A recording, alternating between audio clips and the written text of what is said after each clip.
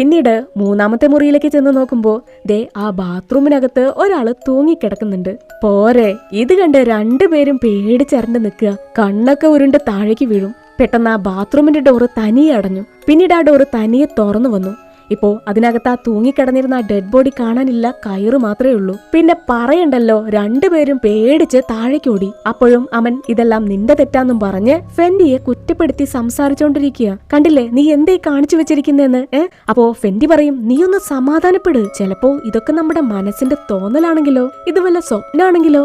ഇത് കേട്ട് നമ്മുടെ അമന്റെ കൺട്രോള് തന്നെ പോയി. തന്റെ സുഹൃത്തിന്റെ മോന്തക്കിട്ട് 2 അടി കൊടുത്തു. ഇനി പറ, ഇത് സ്വപ്നാണോ, നിന്റെ തോന്നലാണോ, നിനക്ക് വേദനിക്കുന്നില്ലേ? അതിന് ഫെൻഡി പറയും, ഞാനിതൊക്കെ ചെയ്തത് നമുക്ക് രക്ഷപ്പെടാനാ. ഇത് പറഞ്ഞു തീർന്നതും വീണ്ടും മുകളിൽ നിന്ന് എന്തൊക്കെയോ ശബ്ദങ്ങൾ കേൾക്കാൻ തുടങ്ങി.